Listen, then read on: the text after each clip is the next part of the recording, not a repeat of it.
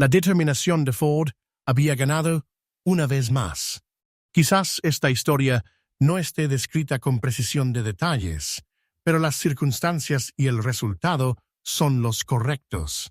Deduzca de ella, usted que desea pensar y hacerse rico, el secreto de los millones de Ford, si puede. No tendrá que buscar muy lejos. Henry Ford tuvo éxito porque comprendió y aplicó los principios del éxito.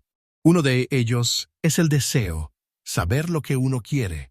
Recuerde esta historia de Ford mientras lee y señale las líneas en que se describe el secreto de su extraordinaria proeza. Si puede hacer esto, si usted es capaz de poner el dedo en el particular grupo de principios que hicieron rico a Henry Ford, usted puede igualar sus logros en casi cualquier oficio para el que esté preparado. Porque es usted el dueño de su destino. Cuando Henley escribió sus proféticas palabras, «Soy el dueño de mi destino, soy el capitán de mi alma», debería habernos informado de que nosotros somos los dueños de nuestro destino, los capitanes de nuestra alma, porque tenemos el poder de controlar nuestros pensamientos. Debería habernos dicho que nuestro cerebro se magnetiza con los pensamientos dominantes que llevamos en la mente, y que, por mecanismos que nadie conoce, bien, estos imanes atraen hacia nosotros las fuerzas, las personas, las circunstancias de la vida que armonizan con la naturaleza de nuestros pensamientos dominantes. Debería habernos dicho que, antes de poder acumular riquezas en abundancia, tenemos que magnetizar nuestra mente con un intenso deseo de riqueza, que hemos de tomar conciencia de la riqueza hasta que el deseo por el dinero nos conduzca a hacer planes definidos para adquirirlo. Pero, al ser un poeta y no un filósofo, Henley se contentó con afirmar una gran verdad de manera poética, dejando que sus lectores interpretaran el significado filosófico de sus líneas. Poco a poco, la verdad ha ido desvelándose hasta que ahora parece cierto que los principios descritos en este libro contienen el secreto del dominio sobre nuestro destino económico. Principios que pueden cambiar su destino. Ahora estamos preparados para examinar el primero de esos principios. Mantenga una actitud de apertura mental y recuerde, a medida que vaya leyendo, que no son invención de nadie. Son principios que han funcionado para muchos hombres. Usted puede ponerlos a trabajar para su propio beneficio permanente. Verá qué fácil es. Hace algunos años, pronuncié el discurso de la entrega de diplomas en el Salem College, en Salem, Virginia Occidental. Acentué el principio descrito en el próximo capítulo con tal intensidad que uno de los miembros de la clase que obtendría el diploma se lo apropió y lo convirtió en parte de su forma de ver la vida. Ese joven llegó a ser miembro del Congreso y un personaje importante en la administración de Franklin D. Roosevelt. Me escribió una carta en la que presenta con tanta claridad su opinión sobre el principio que trataremos en el próximo capítulo, que he decidido publicarla como introducción a dicho capítulo. Le dará una idea a usted de los beneficios que le esperan. Estimado Napoleon, dado que mi servicio como miembro del Congreso me ha proporcionado cierta comprensión de los problemas de hombres y mujeres, le escribo para ofrecerle una sugerencia que puede ser útil a millares de personas. En 1922, usted pronunció un discurso en la entrega de diplomas en el Salem College cuando yo era miembro de la clase que los recibiría. En aquel discurso, usted plantó en mi mente una idea a la que debo la oportunidad que ahora tengo de servir a la gente de mi estado y que será responsable, en gran medida, de cualquier éxito que yo pueda alcanzar en el futuro. Recuerdo, como si hubiese sido ayer, la maravillosa descripción que usted hizo del método por el que Henry Ford, con muy pocos estudios, sin $1, sin amigos influyentes, llegó tan alto. Entonces resolví, incluso antes de que usted hubiera acabado su discurso, que me haría un lugar en la vida, sin que importara cuántas dificultades tuviera que afrontar. Millares de jóvenes terminarán sus estudios universitarios este año y los años venideros. Cada uno de ellos estará buscando un mensaje tan alentador como el que yo recibí de usted. Querrán saber a dónde acudir, qué hacer, cómo empezar en la vida. Usted puede decírselo porque ha ayudado a resolver los problemas de mucha gente. En Estados Unidos hay en la actualidad miles de jóvenes que quisieran saber cómo convertir sus ideas en dinero, gente que debe empezar desde abajo, sin dinero y amortizar sus pérdidas. Si alguien puede ayudarles, es usted. Si publica el libro, me gustaría tener el primer ejemplar que salga de la imprenta, autografiado por usted. Con mis mejores deseos, créame, cordialmente suyo, Jennings Randolph. 35 años después de haber leído aquel discurso, fue un placer para mí regresar al Salem College en 1957 para hacer el discurso de la entrega de diplomas. En aquel entonces recibí el título de doctor honorario de literatura del Salem College. Desde aquella ocasión, en 1922, he visto prosperar a Jennings Randolph hasta llegar a ser ejecutivo de una de las más importantes líneas aéreas de la nación, un orador muy inspirado y senador de Estados Unidos por Virginia Occidental. Todo aquello que la mente humana pueda concebir y creer se puede alcanzar. 2. El deseo. El punto inicial de todo logro. Jennings Randolph. 35 años después de haber leído aquel discurso, fue un placer para mí regresar al Salem College en 1957 para hacer el discurso de la entrega de diplomas. En aquel entonces recibí el título de doctor honorario de literatura del Salem College.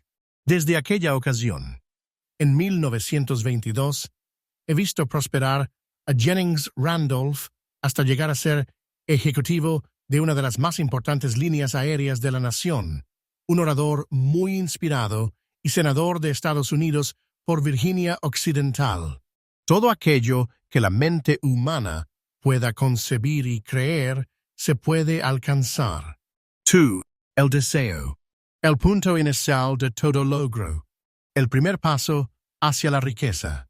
Cuando Edwin C. Barnes se apeó del tren de carga en Orange, New Jersey, hace más de 50 años, quizá pareciese un vagabundo, pero sus ideas eran las de un rey. Mientras se dirigía desde los rieles del ferrocarril hacia la oficina de Thomas A. Edison, su cerebro trabajaba sin parar. Se veía a sí mismo de pie en presencia de Edison. Se oía pidiéndole a Edison la oportunidad de llevar a cabo la única obsesión imperiosa de su vida, el deseo ardiente de llegar a ser socio en los negocios del gran inventor. El deseo de Barnes no era una esperanza, no eran ganas, era un deseo vehemente, palpitante, que lo trascendía todo. Era definido. Algunos años después, Edwin C. Barnes volvió a pararse frente a Edison en la misma oficina en que se había encontrado por primera vez con el inventor. En esta ocasión, el deseo se había convertido en realidad. Era socio de Edison. El sueño dominante de su vida se había vuelto realidad. Barnes tuvo éxito porque eligió un objetivo definido y puso toda su energía, toda su fuerza de voluntad, todos sus esfuerzos, todo, en pos de ese objetivo. El hombre que quemó sus naves. Pasaron 5 años antes de que apareciera la oportunidad que había estado buscando.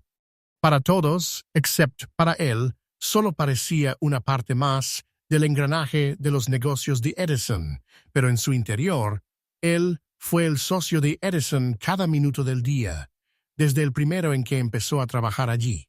Es una ejemplificación notable del poder de un deseo definido. Barnes consiguió su objetivo porque deseaba ser socio de Edison más que ninguna otra cosa. Creó un plan con el que alcanzar su propósito, pero quemó todas sus naves tras de sí. Se mantuvo firme en su deseo hasta que éste se convirtió en la obstinación obsesiva de su vida y finalmente en un hecho. Cuando viajó a Orange, no se dijo a sí mismo, Trataré de convencer a Edison de que me dé algún tipo de trabajo, sino voy a ver a Edison para explicarle que he venido a hacer negocios con él. No se dijo. Estaré alerta ante cualquier otra oportunidad, en caso de que no consiga lo que quiero en la organización de Edison, sino no hay más que una cosa en este mundo que estoy decidido a conseguir, y es asociarme con Edison en sus negocios. Quemaré todas las naves tras de mí y apostaré mi futuro a mi capacidad para conseguir lo que quiero. No se planteó en ningún momento retroceder. Tenía que triunfar o morir. Esa es toda la historia del éxito de Barnes. El incentivo que conduce a la riqueza. Hace mucho tiempo, un gran guerrero afrontó una situación que requería de él una decisión que garantizara su éxito en el campo de batalla. Iba a enviar sus tropas contra un enemigo poderoso, cuyos hombres superaban a los suyos en número. Embarcó a sus soldados, navegó hacia el país enemigo, desembarcó soldados y equipos, y dio la orden de quemar las naves que los habían llevado hasta allí. Al dirigirse a sus hombres antes de la primera batalla, dijo: «Ved cómo los barcos se convierten en humo. Eso significa que no podremos dejar estas playas vivos a menos que ganemos. Ahora no tenemos opción. Venceremos o moriremos». Vencieron. Cada persona que vence en cualquier empresa debe estar dispuesta a quemar sus naves y eliminar todas las posibilidades de dar marcha atrás. Solo así puede tener la seguridad de mantener ese estado mental conocido como deseo ardiente de ganar, esencial para el éxito. La mañana siguiente, al gran incendio de Chicago, un grupo de comerciantes se quedó de pie en State Street, observando los restos humeantes de lo que habían sido sus tiendas. Organizaron una reunión para decidir si tratarían de reconstruirlas o abandonarían Chicago para volver a empezar en algún lugar del país más prometedor. Llegaron a una decisión, todos menos uno, abandonar Chicago. El comerciante que decidió quedarse y reconstruir su negocio señaló con el dedo los restos de su tienda y dijo: «Caballeros, en este mismo sitio construiré la tienda más grande del mundo, no importa las veces que pueda quemarse». Eso fue hace casi un siglo. La tienda fue construida. Todavía sigue en pie una torre, un monumento al poder de ese estado mental conocido como deseo ardiente. Lo más sencillo que Marshall Field podría haber hecho era imitar a sus colegas. Cuando las perspectivas se mostraban difíciles y el futuro parecía funesto, se retiraron a donde las cosas pareciesen más fáciles. Fíjese bien en la diferencia entre Marshall Field y los demás comerciantes, porque es la misma diferencia que distingue a casi todos los que tienen éxito de aquellos que fracasan. Todo ser humano que alcanza quererlo no basta para acumular riqueza, pero desear la riqueza con un estado mental que se convierte en una obsesión, y luego planificar formas y medios definidos para adquirirla y ejecutar esos planes con una perseverancia que no acepte el fracaso, atraerá la riqueza. 6 maneras de convertir el deseo en oro. El método por el que el deseo de riqueza se puede transmutar en su equivalente monetario consiste en 6 pasos prácticos y definidos que son los siguientes. Primero, determine la cantidad exacta de dinero que desea. No basta con decir «quiero mucho dinero». Sea definitivo en cuanto a la cantidad. Hay una razón psicológica para esta precisión que describiremos en un capítulo próximo. Segundo, determine con exactitud lo que se propone dar a cambio del dinero que desea. No se recibe algo por nada. Tercero, establezca un plazo determinado en el que se propone poseer el dinero que desea. Cuarto, cree un plan preciso para llevar a cabo su deseo y empiece de inmediato, sin que importe si se haya preparado o no, a poner el plan en acción. Quinto, Escriba un enunciado claro y conciso de la cantidad de dinero que se propone conseguir. Apunte el tiempo límite para esta adquisición. Aclare lo que se propone dar a cambio del dinero y describa con exactitud el plan mediante el que se propone formularlo. Sexto, lea su memorándum en voz alta, 2 veces al día, una vez antes de acostarse y otra al levantarse. Mientras lee, vea, sienta y piénsese ya en posesión del dinero. Es importante que siga las instrucciones descritas en estos 6 pasos. En especial, observe y siga las instrucciones del 6º paso. Tal vez se queje de que le resulta imposible verse en posesión del dinero antes de tenerlo realmente. Aquí es donde el deseo ardiente acudirá en su ayuda. Si usted realmente desea el dinero con tanta vehemencia que su deseo se ha convertido en una obsesión, no tendrá dificultad en convencerse de que lo adquirirá. El caso es desear el dinero y llegar a estar tan determinado a poseerlo que se convenza de que lo tendrá. ¿Puede imaginarse que es usted millonario? Para el no iniciado, que no se ha educado en los principios fundamentales de la mente humana, quizás estas instrucciones parezcan poco prácticas. Para quienes no consigan reconocer la validez de estos 6 puntos, puede ser útil saber que la información que difunden fue revelada por Andrew Carnegie, el cual empezó como un obrero común en una siderúrgica, pero las arregló, pese a sus humildes comienzos, para que estos principios le rindieran una fortuna de más de $100 millones. Como ayuda adicional, quizá les sirva saber que los 6 puntos recomendados aquí fueron cuidadosamente estudiados por el extinto Thomas A. Edison, que puso su sello de aprobación en ellos por ser esenciales no solo para la acumulación de dinero, sino para la consecución de cualquier objetivo. Estos pasos no requieren trabajo duro, tampoco sacrificio. No exigen que uno se vuelva ridículo ni crédulo. Para utilizarlos no hace falta educación superior. Pero la aplicación eficaz de estos 6 pasos exige la suficiente imaginación que nos permita ver y comprender que la acumulación de dinero no se puede dejar al azar, a la buena suerte o al destino. Uno debe darse cuenta de que todos los que han acumulado grandes fortunas primero han soñado, deseado, anhelado, pensado y planificado antes de haber adquirido el dinero. Llegados a este punto, usted sabrá también que nunca tendrá riquezas en grandes cantidades, a menos que pueda llegar a ser la viva expresión del deseo ardiente por el dinero y que realmente crea que lo poseerá. A quienes nos encontramos en esta carrera hacia la riqueza, debe animarnos saber que este mundo cambiante exige nuevas ideas, nuevas maneras de hacer las cosas, nuevos líderes, nuevos inventos, nuevos métodos de enseñanza, nuevos métodos de venta, nuevos libros, literatura nueva, nuevos programas de televisión, nuevas ideas para el cine. Tras toda esta demanda de cosas nuevas y mejores, hay una cualidad que uno debe poseer para ganar, y es la definición del propósito, el conocimiento exacto de lo que uno quiere y un deseo ardiente de poseerlo.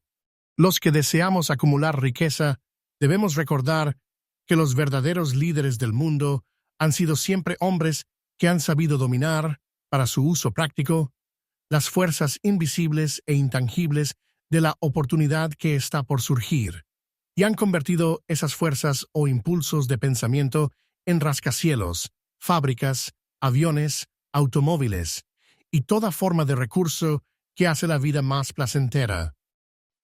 Al planear la adquisición de su porción de riqueza, no se deje influir por quienes menosprecien sus sueños.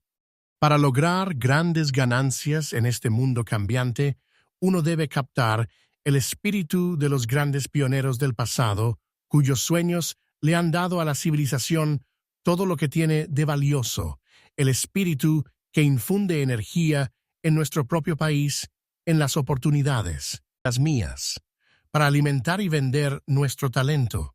Si lo que usted quiere hacer está bien y usted cree en ello, adelante, hágalo. Lleve a cabo sus sueños y no haga caso de lo que los demás puedan decir si usted se topa en algún momento con dificultades, ya que tal vez los demás no sepan que cada fracaso lleva consigo la semilla de un éxito equivalente. Thomas Edison soñaba con una lámpara que funcionara con electricidad. Empezó a poner su sueño en acción, y pese a sus más de 10,000 fracasos, mantuvo su sueño hasta que lo convirtió en una realidad física. Los soñadores prácticos no abandonan. Mielan, que soñaba con una cadena de tiendas de cigarros, transformó su sueño en acción. Y ahora, las United Cigar Stores ocupan algunas de las mejores esquinas de las ciudades estadounidenses. Los hermanos Wright soñaron con una máquina que surcara el aire. Ahora podemos ver en todo el mundo que sus sueños se han cumplido. Marconi soñaba con un sistema para dominar las intangibles fuerzas del éter. Las pruebas de que no soñaba en vano podemos encontrarlas en cada aparato de radio y de televisión que hay en el mundo. Quizá le interese saber que los amigos de Marconi lo pusieron bajo custodia y fue examinado en un hospital para psicópatas cuando anunció que había descubierto un principio, mediante el cual podría enviar mensajes a través del aire sin la ayuda de cables ni ningún otro medio físico de comunicación.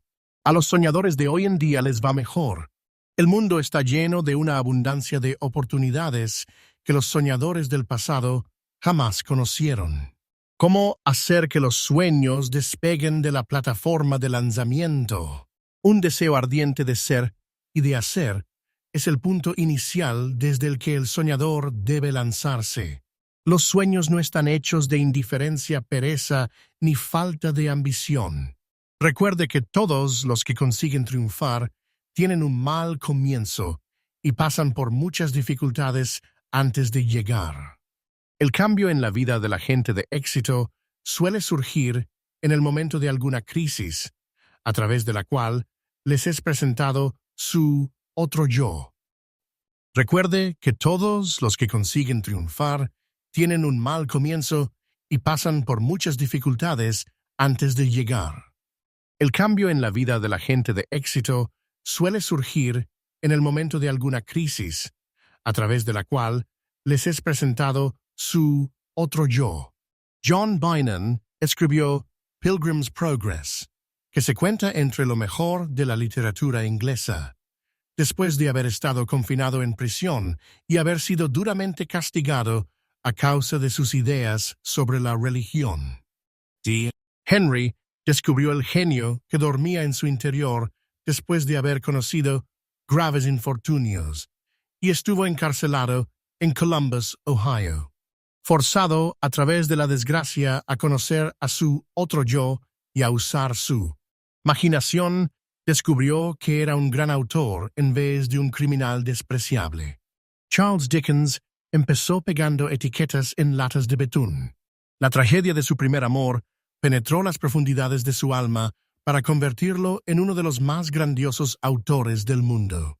Esa tragedia produjo primero David Copperfield, y luego una sucesión de obras, ayuda de cables ni ningún otro medio físico de comunicación.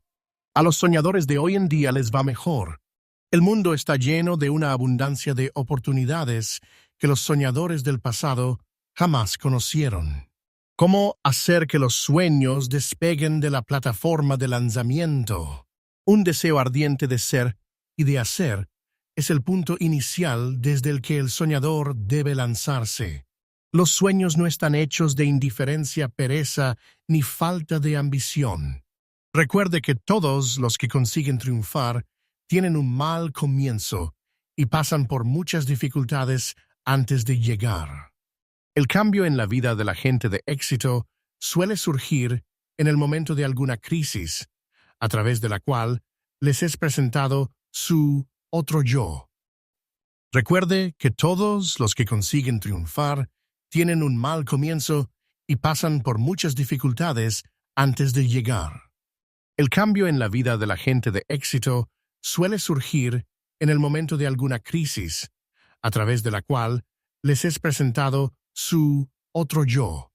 John Bynon escribió Pilgrim's Progress, que se cuenta entre lo mejor de la literatura inglesa, después de haber estado confinado en prisión y haber sido duramente castigado a causa de sus ideas sobre la religión. D. Henry descubrió el genio que dormía en su interior después de haber conocido graves infortunios, y estuvo encarcelado en Columbus, Ohio. Forzado a través de la desgracia a conocer a su otro yo y a usar su imaginación, descubrió que era un gran autor en vez de un criminal despreciable. Charles Dickens empezó pegando etiquetas en latas de betún. La tragedia de su primer amor penetró las profundidades de su alma para convertirlo en uno de los más grandiosos autores del mundo. Esa tragedia produjo primero David Copperfield y luego una sucesión de obras que hacen un mundo mejor y más rico a todo el que lee sus libros. Helen Keller se quedó sorda, muda y ciega después de nacer. Pese a su terrible desgracia, ha escrito su nombre con letras indelebles en las páginas de la historia de los grandes. Toda su vida ha sido la demostración de que nadie está derrotado mientras no acepte la derrota como una realidad. Robert Burns era un campesino analfabeto. Sufrió la maldición de la pobreza y creció para ser un borracho. El mundo fue mejor gracias a su vida, porque vistió de prendas hermosas sus pensamientos poéticos y, por tanto, arrancó un espino para plantar un rosal en su lugar. Beethoven era sordo y Milton ciego, pero sus nombres perdurarán en el tiempo porque soñaron y tradujeron sus sueños en ideas organizadas. Hay una diferencia entre suspirar por algo y hallarse preparado para recibirlo. Nadie se encuentra listo para nada hasta que no crea que puede adquirirlo. El estado mental debe ser la convicción, y no la mera esperanza o anhelo. La mente abierta es esencial para creer. La cerrazón de ideas no inspira fe, ni coraje, ni convicción. Recuerde, no se requiere más esfuerzo para apuntar alto en la vida, para reclamar abundancia y prosperidad, del que hace falta para aceptar la miseria y la pobreza. Un gran poeta ha expresado acertadamente esta verdad universal en unas pocas líneas. Le discutí un penique a la vida, y la vida no me dio más, por mucho que le imploré a la noche cuando contaba mis escasos bienes. Porque la vida es un amo justo que te da lo que le pides, pero cuando has fijado el precio, debes aguantar la faena. Trabajé por un salario de jornalero solo para descubrir, perplejo, que cualquier paga que hubiera pedido a la vida, ésta me la hubiese pagado de buen grado. El deseo lleva ventaja sobre la madre naturaleza. Como culminación adecuada de este capítulo, quiero presentar a una de las personas más excepcionales que he conocido. Lo vi por primera vez pocos minutos después de que hubiera nacido. Vino a este mundo sin ningún rastro físico de orejas, y el médico admitió, cuando le pedí su opinión sobre el caso, que el niño sería sordo y mudo toda la vida. Me opuse a la opinión del médico. Estaba en mi derecho. Yo era el padre del niño. Tomé una decisión y me formé una opinión, pero expresé esa opinión en silencio, en el fondo de mi corazón. En mi interior supe que mi hijo oiría y hablaría. ¿Cómo? Estaba seguro de que tenía que haber una manera y sabía que la encontraría. Pensé en las palabras del inmortal Emerson. El curso de las cosas acontece para enseñarnos la fe. Solo necesitamos estar atentos. Hay indicadores claves para cada uno de nosotros, y si escuchamos con humildad, oiremos la palabra justa. La palabra justa, deseo. Mucho más que ninguna otra cosa, yo deseaba que mi hijo no fuera sordomudo. De ese deseo no renegué jamás, ni por un segundo. ¿Qué podía hacer? Encontraría alguna forma de trasplantar a ese niño mi propio deseo ardiente de dar con maneras y medios de hacer llegar el sonido a su cerebro sin la ayuda de los oídos. Tan pronto como el niño fuese lo bastante mayor para cooperar, le llenaría la cabeza de tal manera de ese deseo ardiente que la naturaleza lo traduciría en realidad con sus propios métodos. Todos estos pensamientos pasaron por mi mente, pero no hablé de ello con nadie. Cada día renovaba la promesa que me había hecho a mí mismo de que mi hijo no sería sordomudo. Cuando creció y empezó a percibir las cosas que lo rodeaban, notamos que mostraba débiles indicios de que oía. Cuando alcanzó la edad en que los niños suelen empezar a emitir palabras, no hizo intento alguno de hablar, pero de sus actos podíamos deducir que percibía ciertos sonidos. Eso era todo lo que yo quería saber. Estaba convencido de que, si podía oír, aunque fuese débilmente, sería capaz de desarrollar una mayor capacidad auditiva. Entonces sucedió algo que me llenó de esperanza. Surgió de algo totalmente inesperado. Compramos un fonógrafo. Cuando el niño oyó la música por primera vez, entró en éxtasis y muy pronto se apropió del aparato. En una ocasión, estuvo poniendo un disco una y otra vez durante casi 2 horas, de pie delante del fonógrafo, mordiendo un borde de la caja. La importancia de esa costumbre que adquirió no se nos hizo patente sino hasta años después, ya que nunca habíamos oído hablar del principio de la conducción ósea del sonido. Poco después de que se apropiase del fonógrafo, descubrí que podía oírme con claridad cuando le hablaba con los labios junto a su hueso mastoideo en la base del cráneo. Una vez hube descubierto que podía oír perfectamente el sonido de mi voz, empecé de inmediato a transferirle mi deseo de que oyese y hablase. Pronto descubrí que el niño disfrutaba cuando yo le contaba cuentos antes de dormirse, de modo que me puse a trabajar para idear historias que estimularan su confianza en sí mismo, su imaginación y un agudo deseo de oír y de ser normal.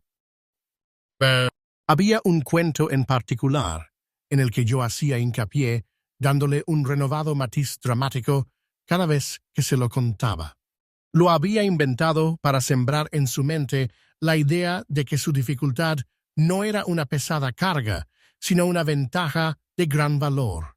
Pese al hecho de que todas las maneras de pensar que yo había examinado indicaban que cualquier adversidad contiene la semilla de una ventaja equivalente, debo confesar que no tenía ni la menor idea de cómo se podía convertir esa dificultad en una ventaja. Ganó un mundo nuevo, con 6 centavos brillante y emprendedor, pese al hecho de carecer de orejas. Cuando tenía unos 7 años, mostró la primera prueba de que nuestro método de apoyo rendía sus frutos. Durante varios meses imploró el privilegio de vender periódicos, pero su madre no le daba el consentimiento.